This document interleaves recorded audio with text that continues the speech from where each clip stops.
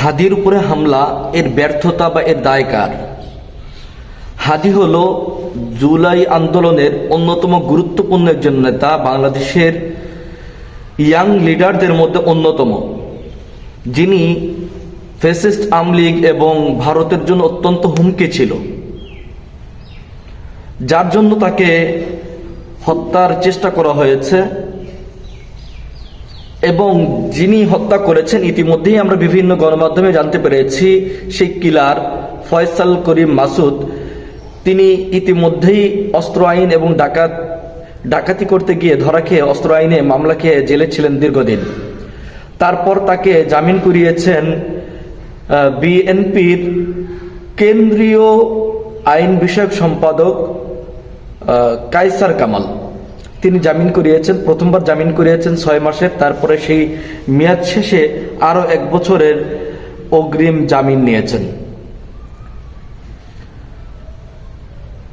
হাদির মতো গুরুত্বপূর্ণ একজন নেতা, তার উপর হামলা হবে, বাংলাদেশের গোয়েন্দা সংস্থা জানতে পারছে না, বাংলাদেশের আইন শৃঙ্খলা আর দায়িত্বশীলরা এখনো পর্যন্ত সেই খুনিকে অ্যারেস্ট করতে পারেনি এবং তার সঙ্গে যারা জড়িত আছে তাদেরকে অ্যারেস্ট করতে পারেনি। এই ধরনের অপদার্থ, এই ধরনের ব্যর্থ প্রশাসন এবং ব্যর্থ গোয়েন্দা সংস্থা, অপদার্থ গোয়েন্দা সংস্থা দিয়ে আমাদের কি কাজে আসবে?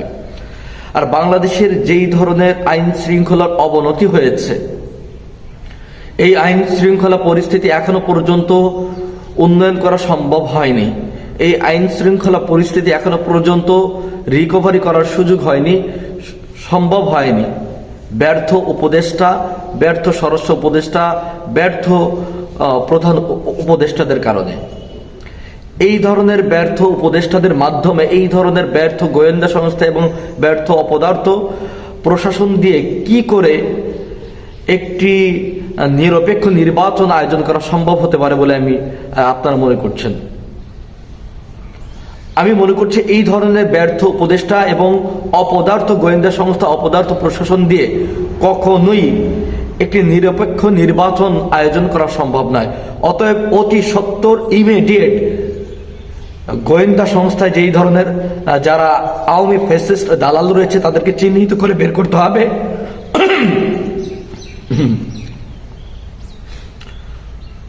যদি নিরপেক্ষ নির্বাচন আয়োজন করতে হয় তাহলে অতি সত্বর গোয়েন্দা সংস্থার ভিতরে যেই সমস্ত আওয়ামী লীগ ফ্যাসিস্টের দালালরা রয়েছে, ভারতের দালালরা রয়েছে, তাদেরকে চিহ্নিত করে তাদেরকে ছাঁটাই করতে হবে এবং ব্যর্থ উপদেষ্টাদেরকে চিহ্নিত করে তাদেরকেও পরিবর্তন করতে হবে।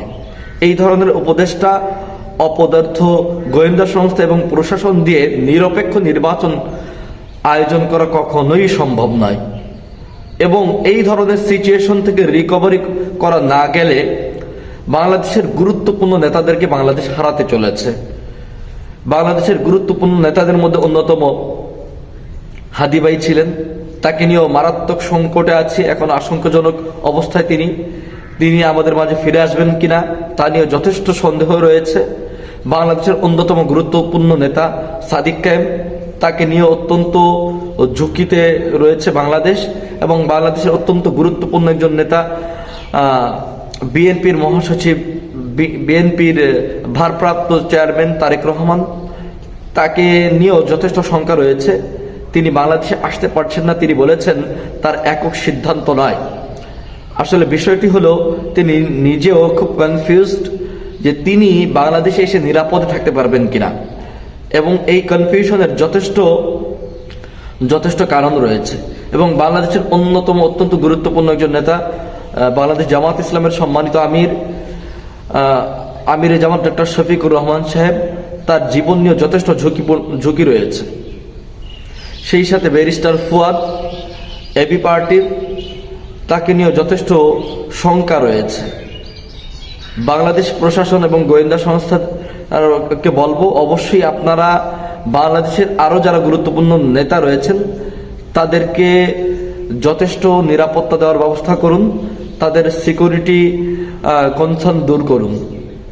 অন্যথায় বাংলাদেশে সুষ্ঠু নির্বাচন আয়োজন করা, অবাধ সুষ্ঠু নির্বাচন আয়োজন করা কখনোই পসিবল না, কখনোই সম্ভব না।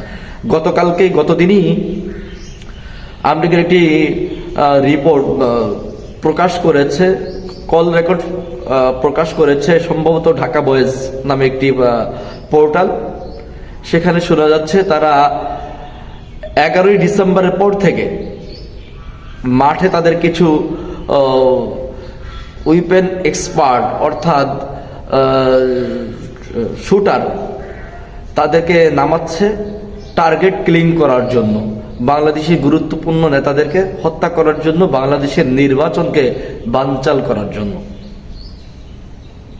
অতএব গোয়েন্দা সংস্থাকে অতি দ্রুত পদক্ষেপ নিতে হবে এবং উপদেষ্টাদের গোয়েন্দা সংস্থা প্রয়োজনে ঢেলে সাজাতে হবে।